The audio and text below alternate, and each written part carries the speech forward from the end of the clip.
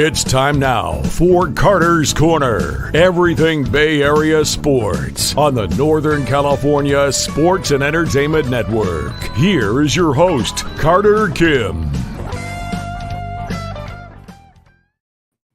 Hello, ladies and gentlemen. Welcome to Carter's Corner. I am Carter Kim, here to talk to you about all things Bay Area sports, anything from the Warriors, Giants, the 49ers, the A's, the Kings, or the Sharks. I'm not really good at hockey yet, so I wouldn't be able to give an opinion there, but maybe I can learn.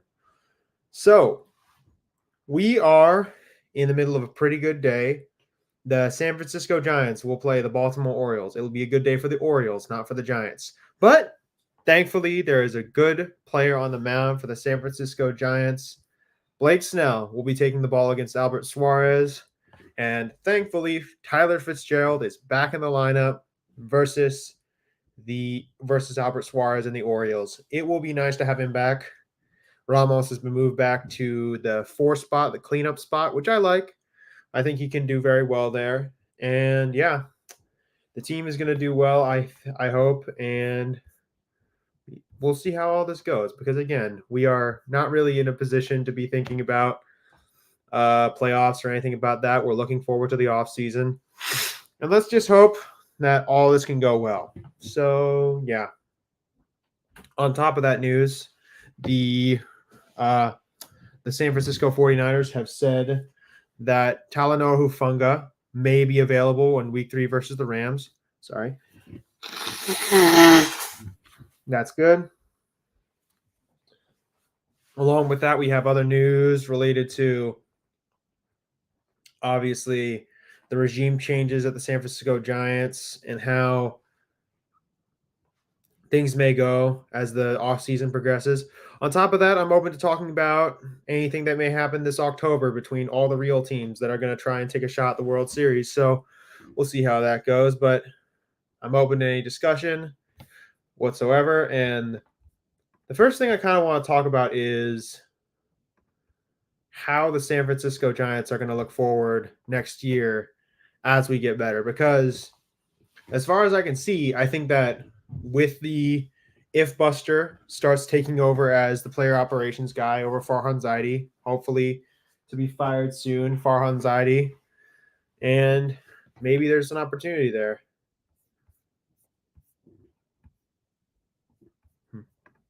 But yeah, there's going to be interesting things afoot in the offseason, I hope, because San Francisco Giants are the 5th richest franchise in baseball, and surely that means something, and surely that team can go take a shot at the World Series. But hey, well, we've mismanaged it for years, and hopefully we don't do it again. Hopefully we have a smarter guy in the room leading this team and its operations related to baseball, and I'm hoping that Buster Posey is that guy. So we'll see how that goes. But the good thing about next year is we will have a different roster in its entirety, because hopefully that roster and that lineup in particular will consist of some good players to create a more dynamic offensive attack. The hope is that Jung-Hoo Lee will be back and healthy and ready to go for a better season. He had an opportunity this year, but sadly he fell to the dreaded IL with a shoulder injury that knocked him out for the rest of the season. Hopefully Tyler Fitzgerald can continue his production as he has had for the last couple months since he's healthy. Elliot Ramos, our all-star, will hopefully be able to continue at the pace that he's at and maybe even get better as next year happens. Patrick Bailey, I think, is much better than people say. I think Patrick Bailey will do better as next year happens, because as I've said in previous times, especially on Giant Sports Talk Live, this is his first year at the big league level, and I'm hoping that Patrick can be better than what he is right now.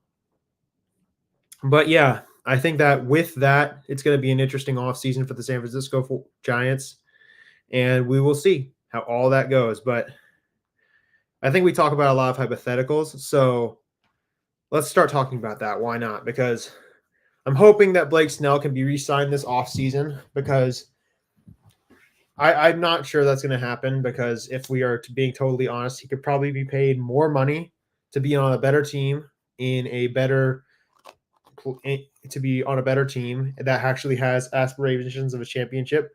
But hey, maybe this offseason, if Buster fully takes over, he will be more inclined to listen to us, because it's been pretty clear to me with Scott Boras and his negotiations with Buster that maybe Buster is better at this than him. Yeah, exactly. I would agree that this is the first full season for Bailey. I think Patrick has been up and down. The first half of the season was really good. I thought that he was fantastic in the first half of this season. I'd say him and Ramos were the two most consistent players on this team when he was healthy. But he also had the oblique strain, which kept him out for like a couple weeks, and he wasn't doing that well before that. Then once he got back, he started doing a little better. He has been driving in runs, getting runs scored. But it's pretty clear to me at this point that I think that Patrick Bailey can be a really good catcher for this team. No one's going to be Buster Posey. No one will succeed Buster's greatness, because Buster Posey was like the greatest catcher of this generation. So we have to temper our expectations with Patrick Bailey.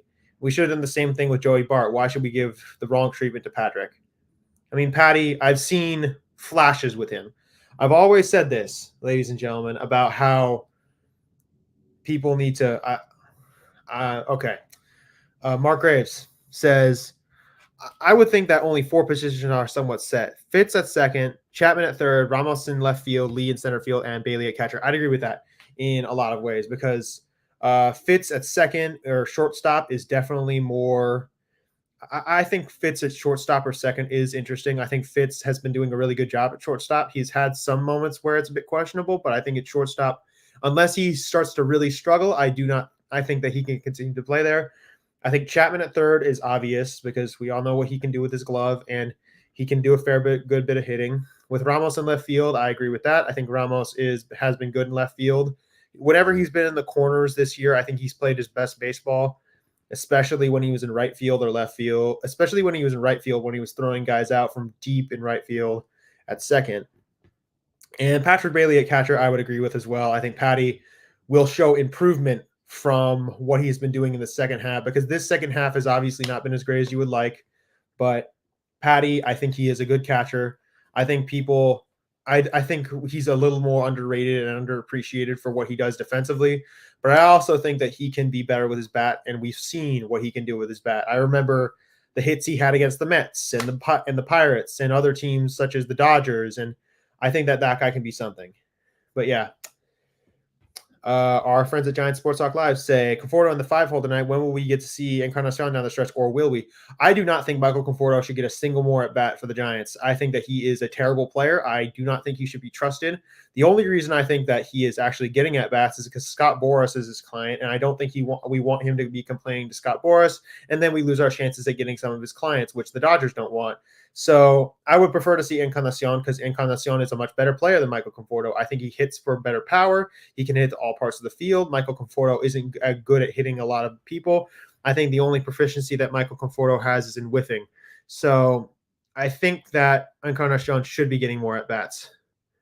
But to get back to what I was saying, I think originally, when we're talking about Patrick Bailey and other players like that and prospects for this team who are going to have to get better. I say this, listen, whenever you look at rookies, whether it's in the NBA, the NFL, or everywhere else, I think that I really think that when you look at these players, you need to be able to see flashes from them. Bottom line, if you can show me what you can be, the potential that I believe in you, then I think we can keep pressing with Patrick Bailey. That's why I believe in Patrick Bailey as a player. I think that he has shown repeatedly why he can be a guy. But yeah, I really think that Patrick Bailey can be a really good player for this team, and we'll see how all that goes. Giant Sports Art Live says again, Mark Graves nailed it. Although Fitz will be at second base or shortstop or second base, depending on the offseason moves. I agree. I think that one of the things that this team is going to do as we head into the offseason, especially into the winter free agency window, is going to be trying to see if we can get a guy like Willy Adames or maybe a guy like Ha-Seong Kim. Hopefully it won't be like a marginal move where it's settling for somebody. I'm thinking Willy Adames would be a really good addition to this team. But then again, we've said that so many times about how this player would be a great fit for the Giants or this player would be a great fit for the Giants, and it doesn't work out. So I think Fitz will be, like Mark Graves said, at shortstop or second base, depending on the offseason moves. I think that Fitz is going to be a really interesting player. He is, like, I think I remember one of our people in Giant Sports Talk Live saying something like, he is an ultra utility player. He's not really beholden to one's position on the baseball field. He could play in center field. He could play in the corners. He could play in the two middle infield spots. He is a utility player. But I do think that what I've seen from him at shortstop is very promising, and I hope that he can continue to do that because I really like him, and I really love how he's been playing there. His bat and his glove have been great. But yeah, we'll see about that. Mark Graves says Farhan is playing vets like Conforto, so it doesn't look like he's given up. I don't disagree with that. I think that is part of it. And also, I do think that Michael Conforto is just kind of a bad baseball player. I don't think he's actually that good. He's just kind of blah, if I'm being totally honest. Whenever I watched him this second half, he's always looked so lost at the plate. He's been whiffing and making horrible mistakes and on pitches, and I just do not think he's a good player. The fact that he's even being DH'd is a psychotic thought to me because there are so many players on that team that should be getting playing time over Michael Conforto because they are so much better at the game. But hey, we'll have to see, obviously. I do think that there are guys there are guys that deserve more time. The whole lineup is blah. I don't really know about that. I think that Ramos and Fitz provide a different dynamic, and I think Chapman is good enough. I don't think it's like a horrible lineup. It's a bad lineup, but I don't think it's a lineup that's horrible. It is, but I think Mark Graves that's what he's saying. It's more just blah, honestly. It's not that great. But anyway. And then on the other side of this game for the Baltimore Orioles, we have Austin Slater leading off. Forever Giant Austin Slater. Oh my gosh. But the thing is, though, Blake Snell has a 222 career average versus Austin Slater, so he kind of owns Slater. I really don't think that I don't think that he's going to do much. I am more worried about a guy like Adley Rutschman or Gunnar Henderson because those two have been absolutely class this year. And I think Anthony Santander is an absolutely great player for that team. And I think they'll do well today in a lot of ways. But I don't think it's going to be versus Blake Snell. I think that they will definitely try and chip away at Blake. But I think that they'll do okay. But I think that the Giants, I think we can do well against Albert Suarez, which will be helpful for us because, again, this is the last few games of the season. We might as well see what the guys are worth and hope that this is window dressing for next year rather than some fruitless attempt to try and pull something weird off. But yeah. Sorry, give me a minute. Can I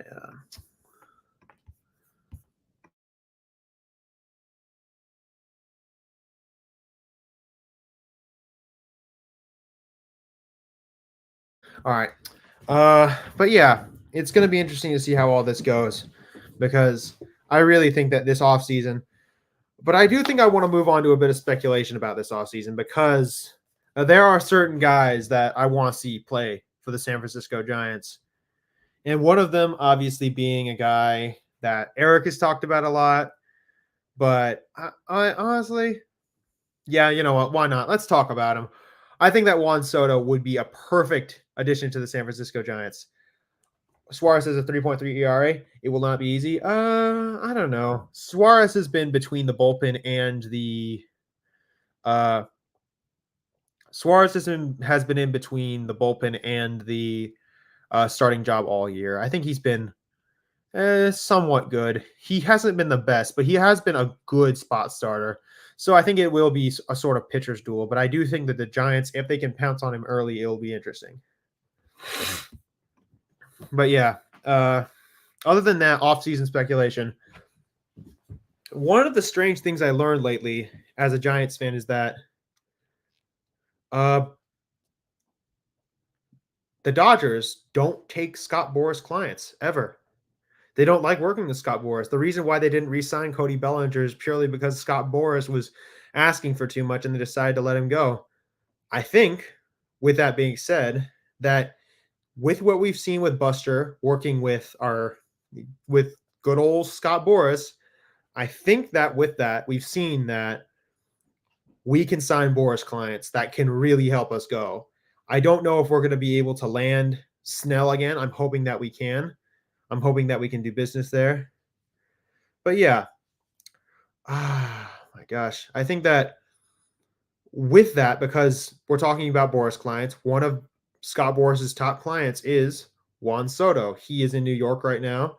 And one of the things I've repeatedly heard from New York Yankees fans is that Hal Steinbrenner is going to be cutting payroll next year. And it's going to be impossible for them to keep Juan Soto if they do cut payroll. And I think with that, if Juan Soto does decide to go in free agency and test the market, which Scott Boras almost always does for his clients, we can try and swoop in and sign him.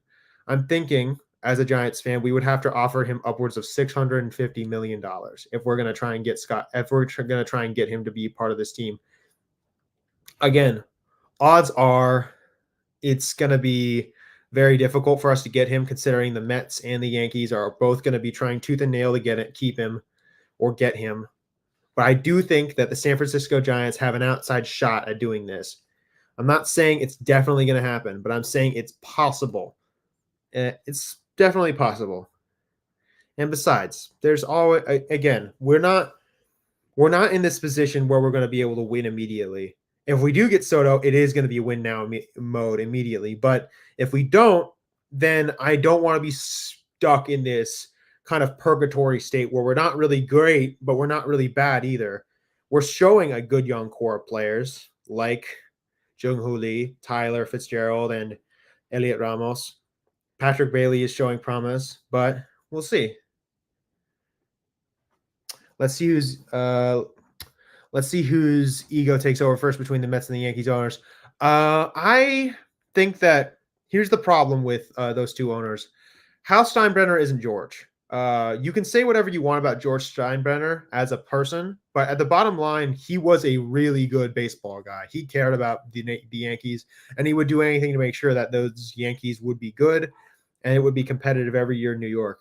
The Mets owners, Steve Cohen is somebody that has been talked about a lot on Giant Sports Talk Live with our friends in New York and everything else.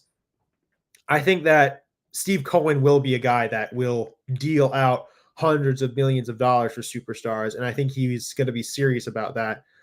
But I wonder if Juan Soto really, if he wants to make a big move, does he want to make a big move is my question. Because if he's enjoying being as a Yankee right now, then I don't think he's going to really want to leave.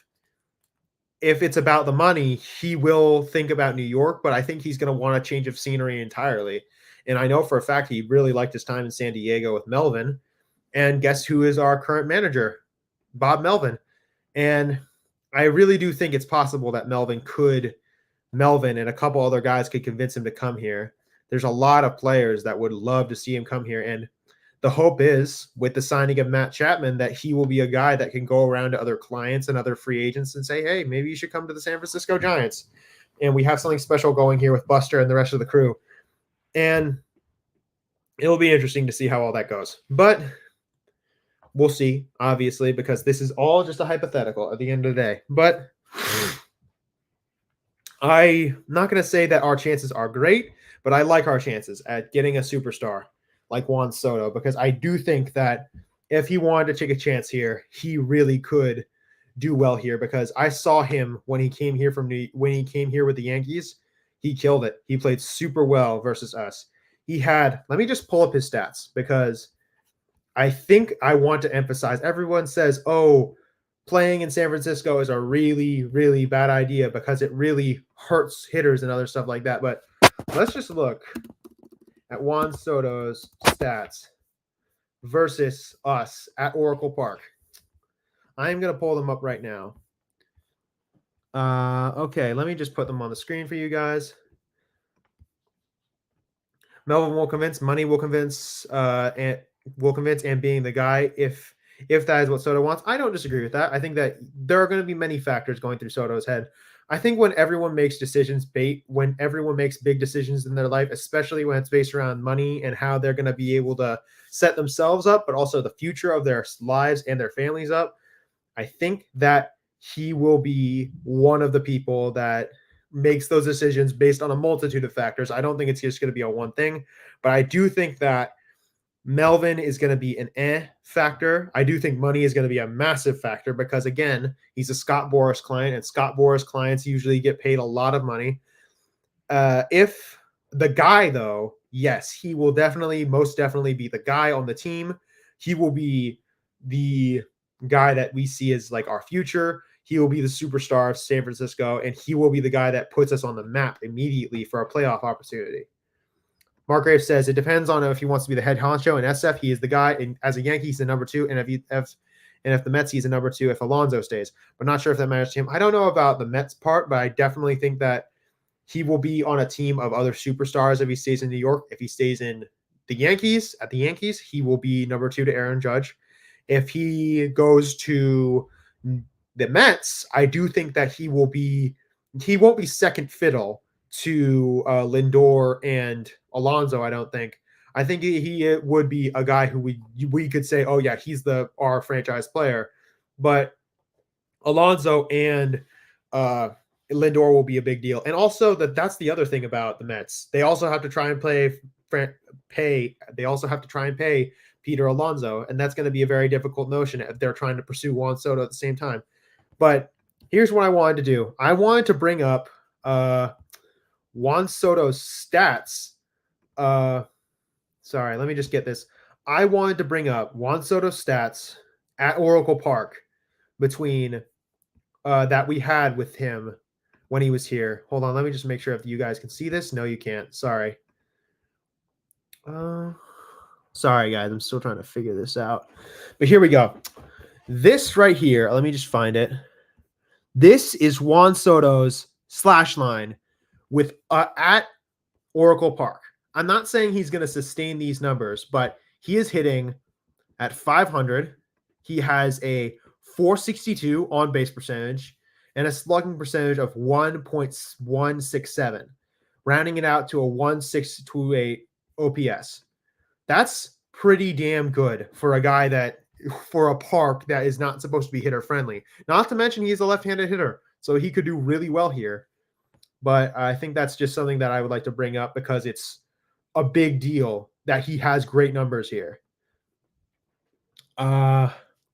Margrave says, I remember that Boras kind of effed up Blake Snell and Montgomery last year. He's going to make up for that. I don't disagree with that. I think that Boras, is going to realize the error of his ways and how much that he made a couple mistakes related to players where he had too many guys hold out and a lot of teams actually weren't willing to bend to his demands.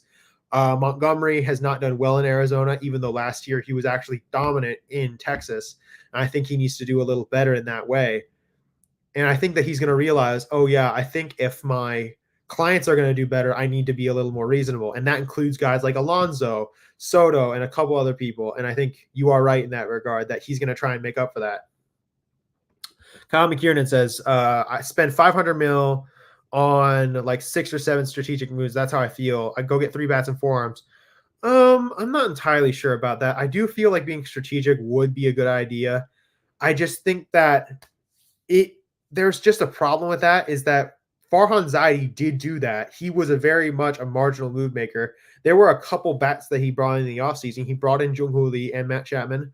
Those were good moves. And then he brought in Snell and a couple other people and Jorge Soler. But he did only make marginal moves. I'm not saying those are necessarily the worst moves, but were they the things that set us up for success? Not really.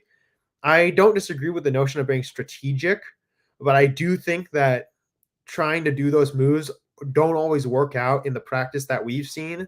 So we need to try and be a little more concentrated in trying to play to a certain area because you need to be able to make your strengths stronger and try and get your weaknesses up to a marginal level.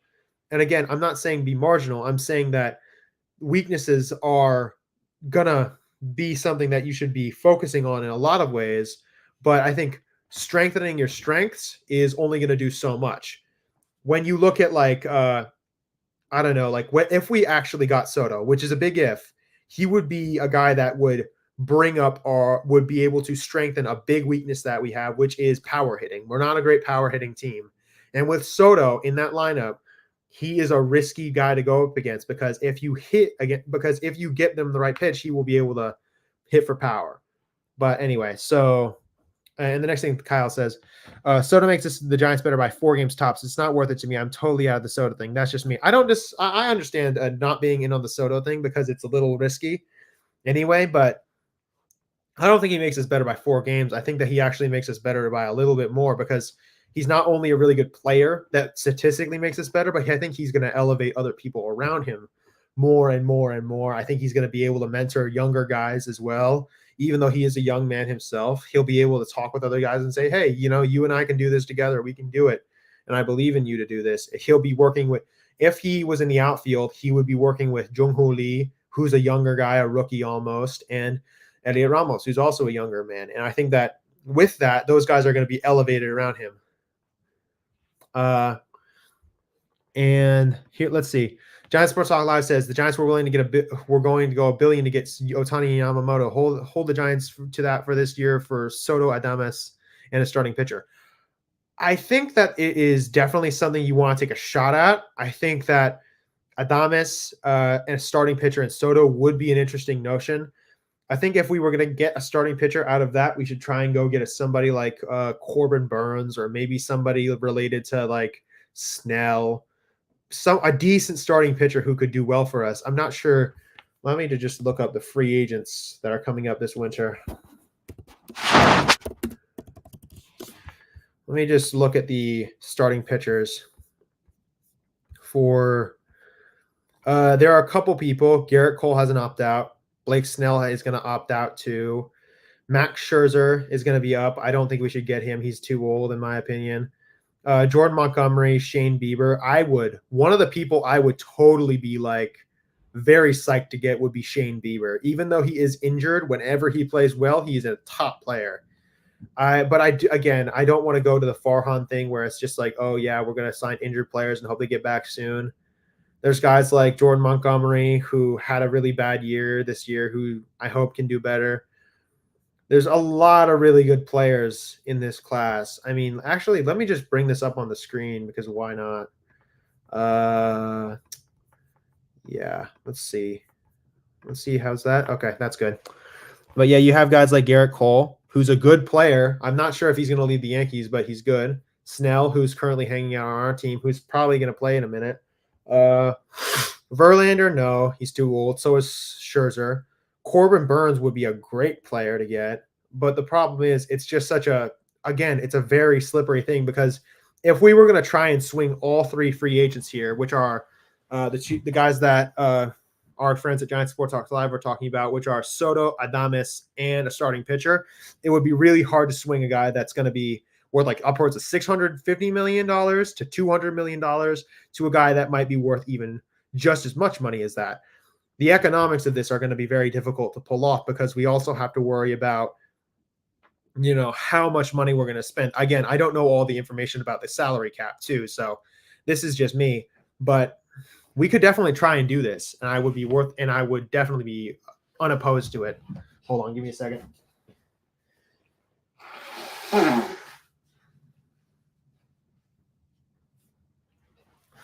Anyway, along with like Corbin Burns, you have decent players like Max Fried and Shane Bieber. I would be very happy to get one of those 2 guys.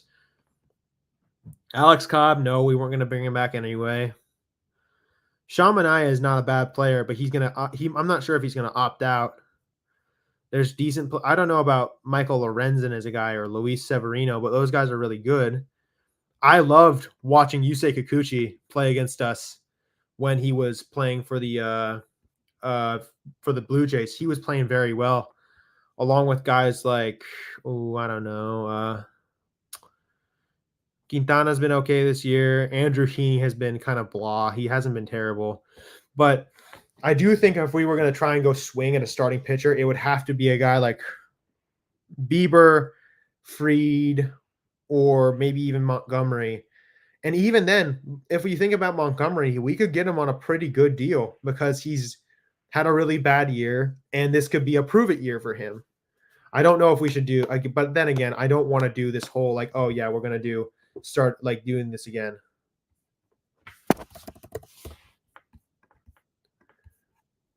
But yeah, I'm not sure I would want to be doing another year of let's just get like I don't know, let's just get a guy for 1 year because then we're going to be doing the whole Farhan Zaidi thing again, and I don't want to do that again because he's been really bad at that. Anyway, let me just take this off the screen. But yeah, and this isn't even getting to like the meat and potatoes of what we really could be doing. I think that another guy that is interesting for us is a guy like Vladimir Guerrero Jr., who could be a really good player for us. I'm not again. These are all hypotheticals, and these are all me just spitballing. But I think I got a notion of getting someone like that would be interesting. But I think it would be either Soto or Vladdy, and not even necessarily because I don't think we have the prospects necessarily to trade to the to our friends over in Toronto to a point where they'd be willing to give him up, especially considering they would want Bryce Eldridge or a couple of our other people. They'd want Hunt for sure. I don't necessarily know if they'd want to do that. But yeah. Anyway, what else is in the news? Let me just make sure this is loaded. All right. Need a first baseman for 1 year, and then 2076. Eldridge starts at first.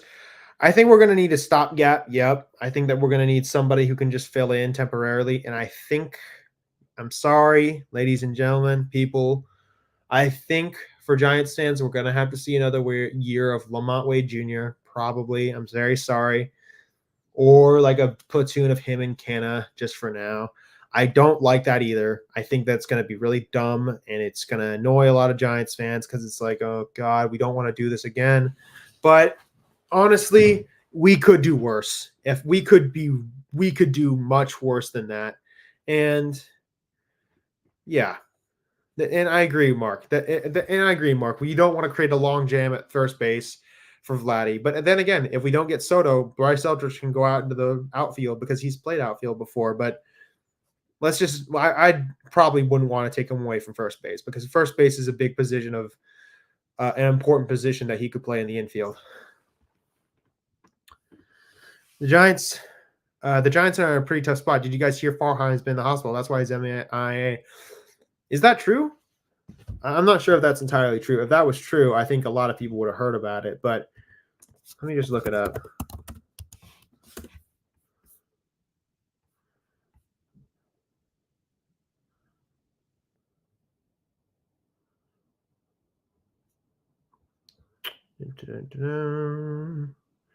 Yeah. Sorry, Kyle. I haven't seen anything that's related to that. I'm not sure if that's true, but I would not be surprised. But yeah, sorry. Let me just go through this. But yeah, I do think that if the Giants have moved on from Farhan Zaidi, it would be a good thing because Farhan Zaidi is a terrible, terrible GM. I don't trust him whatsoever. I think that he is shown that he's been really bad at his job. I mean, it's very clear. Again, I said this once before. I don't know this guy. I don't know how he is. I think that he is just, I mean, I haven't seen him. I haven't met him. I'm not his drinking buddy either. I just don't, but I can only judge him by the body of work that he's shown me, and he has shown me that he's not good at it. Bottom line, he's not good at it. Mark Graves, that would would have been a perfect time for Farhan to dip out of player baseball operations because of health. Yeah, I think that something like that happened for an Arizona Diamondbacks general manager as well. He dipped out of the front office down in Arizona because of health concerns, not for him, but for a family member. But I don't know if this is true either. Again, I don't know if this is true either. So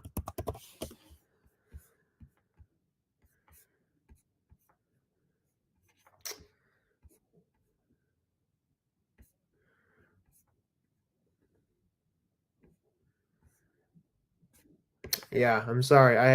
Again, I don't know if this news is true. I don't know if the guy is sick or anything. So I don't know what to tell you there. I think that as far as I know, he's healthy. But yeah. Um.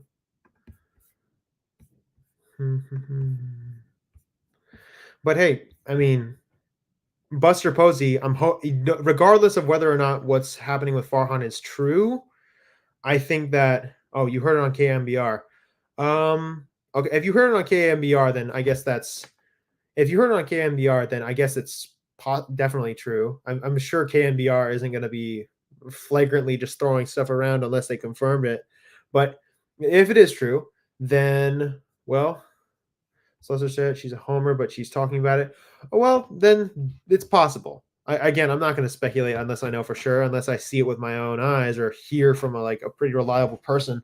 But I think that if true, okay. Oh, then there you go, Rob C. There you go. I mean, so with the hypothetical that he is stepping away from baseball operations because of whatever, if he's fired or if he has a problem with his health, then we're gonna have hopefully Buster will become the new GM or the new president of baseball operations. And knowing how we know Buster, how much we trusted him for a long time as a player, and how much of a good dude we know he is, how much of a class act he is, I'm hoping that he will be able to continue to right the ship with the San Francisco Giants. I mean, he did say it repeatedly in that interview with George Contos. He is clear. He's shown with Boris that things are going to be a little better with him at the helm because they'll be able to get long-term contracts taken care of. Wow, this is actually breaking news, possibly. Hold on, let me just get this information.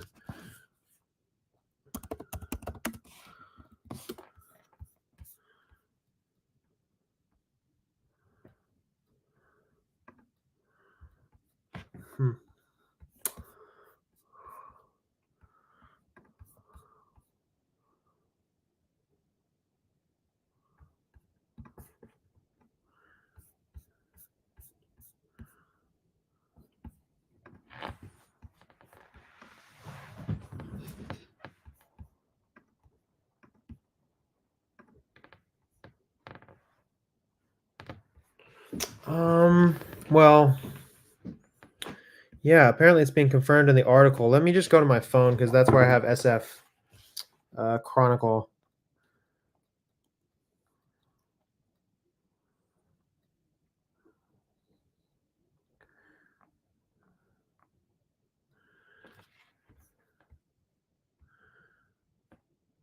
Oh, that's good to know. Thank you, Kyle.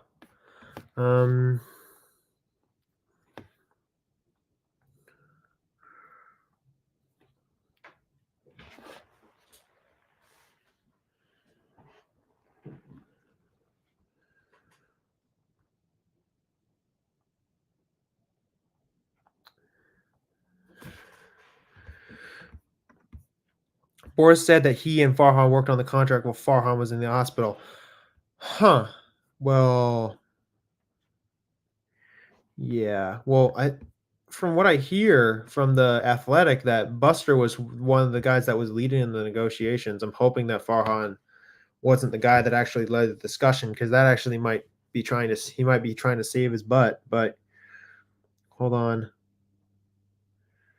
Hospitalized twice. Yeah, there you go. Zaidi has continued to work despite being hospitalized twice in recent weeks with an undisclosed ailment. From a hospital, he conducted business as usual, including negotiating Matt Chapman's new contract. Oh,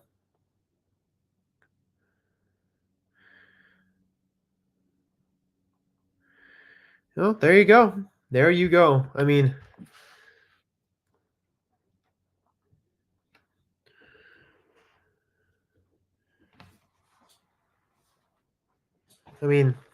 let's see how all this goes. I mean, if he does have health ailments like Susan Slusser says, then maybe he is going to be able to step away.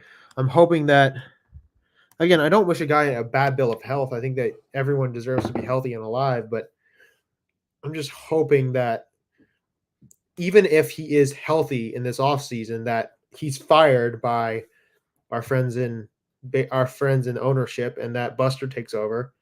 That is the hope anyway, but you just got to hope that all this, eventually ends in Farhan being gone in some capacity, because I don't think that the guy is good enough to run this organization. But yeah, apparently Boris said that he worked with him in the hospital, so I guess it's something. But yeah, let me just check the information from the industry sources.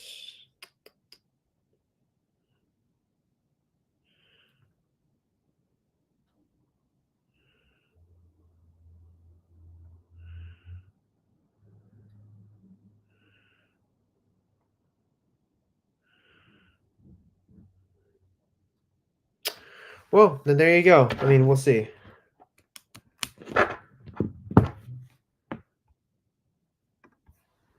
Some of the people are in here know me, maybe not personally, but I've been here a while.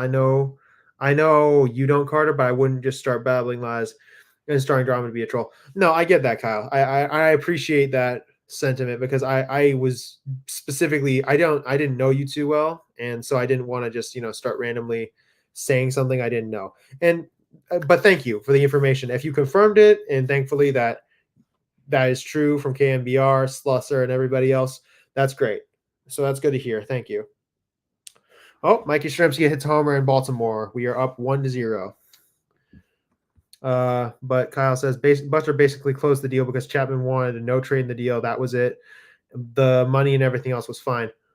Okay, that's very interesting to hear. That is definitely interesting to hear, because if Buster is genuinely having a big hand in the negotiations, then it's pretty clear that the ownership is more favoring Buster's his skill as a baseball guy than Farhan, because it's very clear to me that Farhan, again, don't know the guy, but it's pretty clear that the guy doesn't know what he's doing, because it's been said that this was supposed to get done back in August, but apparently Farhan couldn't get it done, and Buster came in to save him. So there you go. And thank you, Kyle. I appreciate it. But yeah.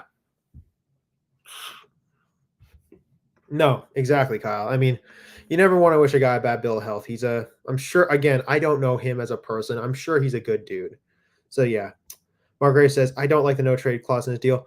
I don't disagree with that. I think that trading, I mean, the thing is, though, even if we wanted to trade him, I don't think a team will want to accept him. That's the thing.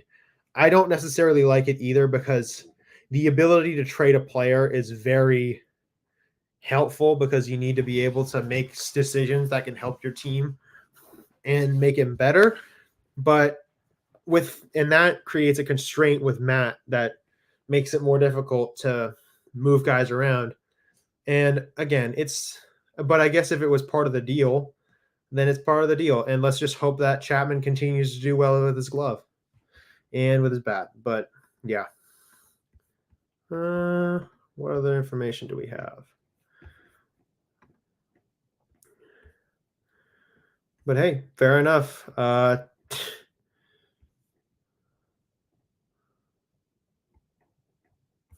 Well, there you go. I mean, Mike Yastrzemski hits a home run in Baltimore.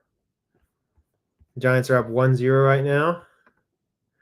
Hey, we'll see how that goes. But for now, everybody, cautious optimism. That's what I'll always say. Cautious optimism about our players and how we're doing. But I mean, hey, we need to end this 4-game losing skid that we're on. So, yeah.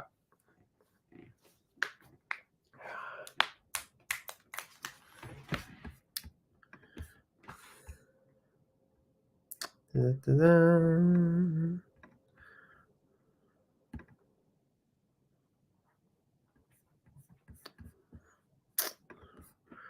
Oh, yes. In other news, gentlemen, Talanoa Hufanga has been said by Kyle Shanahan to be ready to come off the IR within the next few weeks. He has been apparently doing well in practice, and hopefully in the next few weeks, as he's taking opportunity, maybe he'll be taking the starting job back from George Odom. And hey, we'll see.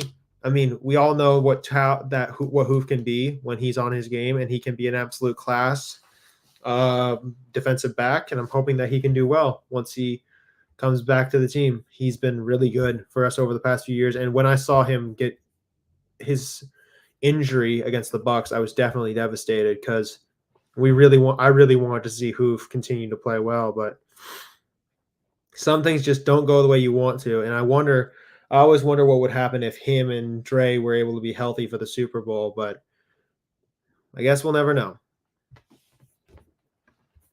But it is good to have him back because we're going to need him in a lot of ways once he gets back.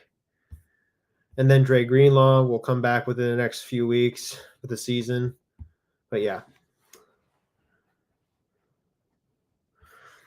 Back to Giants talk. Mark Graves, I agree. I think he's locked in for 6 years with no worries. The Giants are going to eat 2.5 years of that money.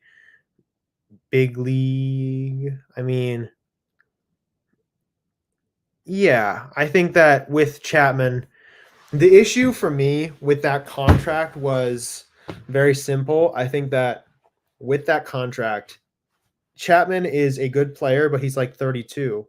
And the problem with being 32 and being a third baseman or even just an infielder in general, as you get old, your reflexes decline. You get worse at certain things. You're not as fast. And one of the things that Matt Chapman relies on is his athleticism. He's a very fast guy. He's got great bat speed. He's a great player. I just think that I think I'm just worried that this is going to be like a Richie Sexson or like a Robinson Cano thing where he in the second half of his contract, he starts slowly declining as a player or even sharply declining, which could be really bad. Mark Graves says, I think that he will be decent for the next 2 years. After that, the contract is going to be ugly. I don't disagree with that either. That's what I kind of mean when I say that if he starts to decline quickly, it will be a massive problem. But yeah, you just got to hope that he can continue to play well and that he has a sort of an arc of really hard work. Rob C, Slater K, nice. I mean, again, Blake Snell has a bit of ownership on Slater, so we'll have to see. But yeah. But hey, this is why I want to get Blake Snell re-signed. But he's been very, very quiet during when he's been asked about the contract, whether he's opting in or not, or going out. And I understand Blake Snell's position. Why would I want to stay on a team that's not doing great? Again, this is all with the assumption that Farhan Zaidi is gone. If he's gone, maybe Blake Snell will say, oh, yeah, maybe I can stay because, this is better, certainly better than doing something like, I don't know, going to a different team. I think if he has said that he wants to stay on the West Coast, he doesn't want to go to Florida or New York or Boston. And I'm just hoping that at the trade deadline, we didn't make a mistake, because if we had traded him to New York or Boston or Baltimore or any of the contending teams in the AL out of conference, we could have said to ourselves, we got a package of prospects back for him. And Blake Snell is a fantastic player, and his services should be used for the betterment of baseball.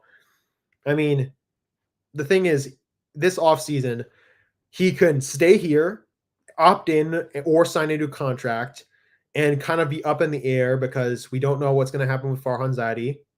Or he can go to a different team that's better and is willing to offer him more money. And if you're Blake Snell, what are you looking to do? Do you want to go to a better team and possibly help your family be able to sustain themselves for a while? Or do you want to stay with this current team that's kind of up in the air and say, why not? Because Blake Snell, I know he's a good player and I really want him to stay here, but it's going to be a question mark, because I think if Buster is taking over baseball operations, we can say it could happen. But again, we will have to see. All right.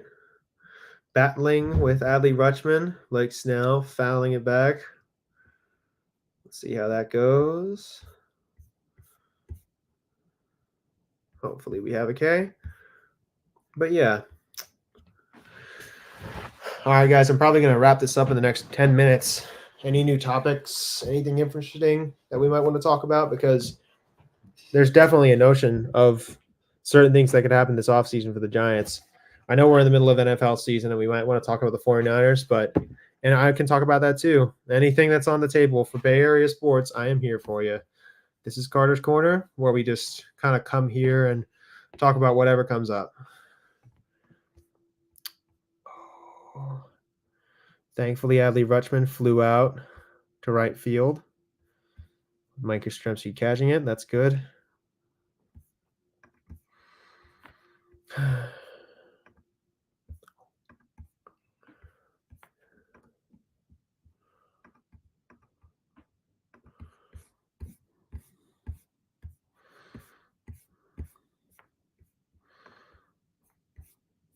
Oh, there you go. He just K'd up Gunnar Henderson. All right.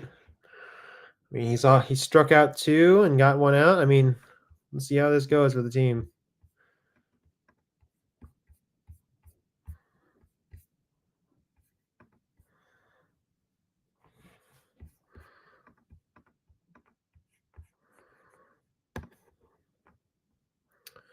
Let's see.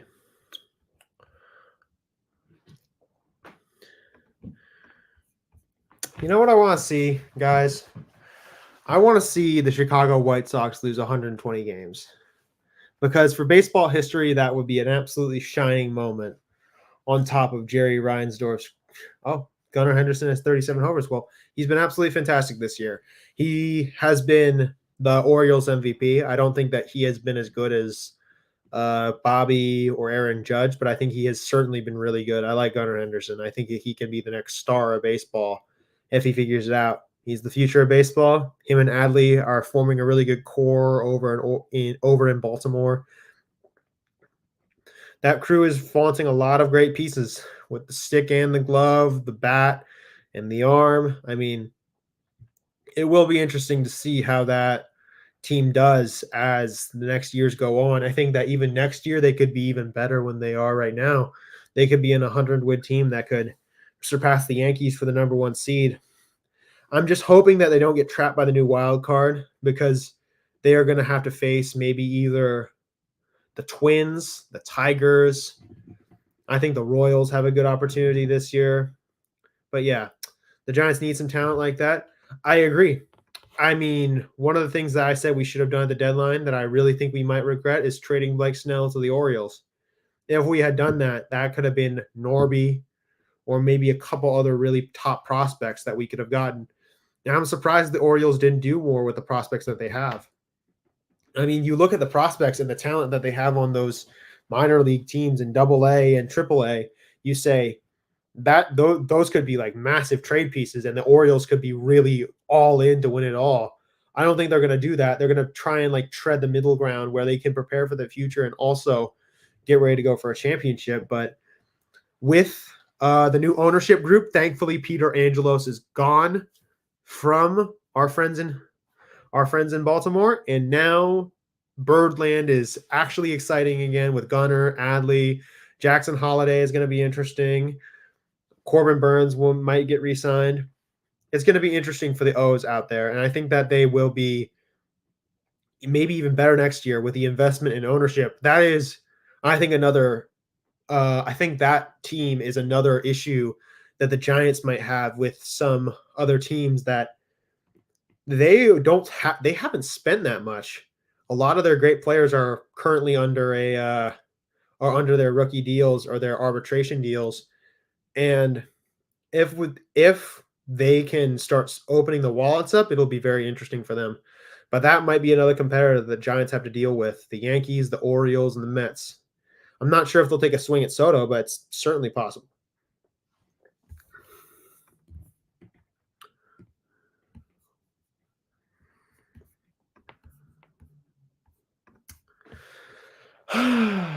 Well, yeah.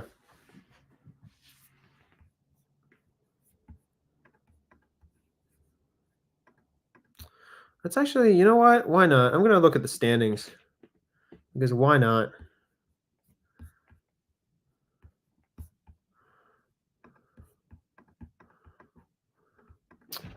Let's look at the wild card standings right now. The Atlanta Braves have actually fallen out of contention of the wild card. They are behind the New York Mets, and they are a losing streak of 2. They are behind the Mets, the Diamondbacks, and the Padres, and the Chicago Cubs. I don't think those Cubs are going to actually do it, but they are close in striking distance. The Pirates got eliminated today. The Nationals, the Rockies, and the Marlins got eliminated today. The A's, Angels, and White Sox got eliminated today. I mean, the White Sox have been eliminated for like forever now, but playoff baseball is about to arrive, gents. We're going to see a bit of fun in October. Let's see how it all goes. I mean, who doesn't love playoff baseball? I love the chaos of it all. It's just so perfect, everything about it.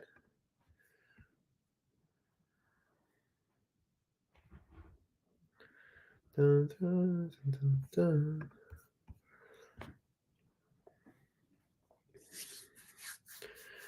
Yeah, let's just continuing to look at the standings. The Seattle Mariners actually have a little life because right now the Minnesota Twins are slipping and sliding while the Mariners and the Detroit Tigers are actually getting hot. I would love to see Tarik Skubal in the playoffs. That would be really interesting to me. I think with that team, with those interesting bats and how it's all going, I think that it would be a very interesting notion of seeing Tarik Skubal and a couple of those other pitchers in the playoffs. But hey, Seattle Mariners, maybe you can make a comeback this September. Let's see if the Minnesota Twins continue to slip and slide, and maybe you can beat the Tigers. But problem with the Minnesota Twins tonight, they are facing the New York Yankees, and the New York Yankees own on the Mariners. So it's going to be very tough for them. But hey, you never know, huh? Patrick Bailey reaches on an infield single. Cool.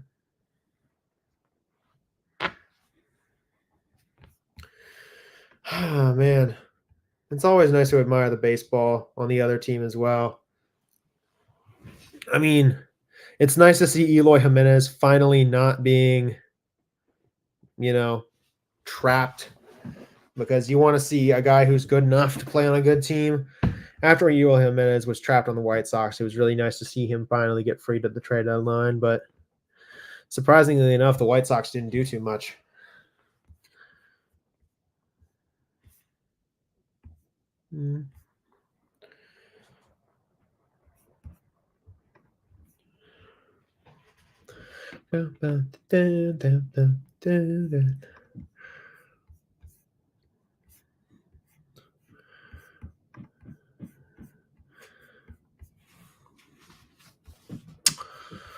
Question for all of you. Who do you think should make those playoffs, the Mets or the Braves? I think actually a lot of people have been leaving right now because the games are going on, but I actually might go watch that in a minute, but all right. You know what? I think this actually might be the perfect time to close. Thank you guys for hanging around with me. Mark Graves, Kyle, Rob C., GiantSports.live. Thanks for coming in and giving me some questions. It's really going to be interesting to see how this continues to go. I hope to continue to do this with you all. And it's going to be interesting. So anyway, good to see y'all. Peace. You've been watching the Northern California Sports and Entertainment Network, a Northern Lights Entertainment broadcasting station.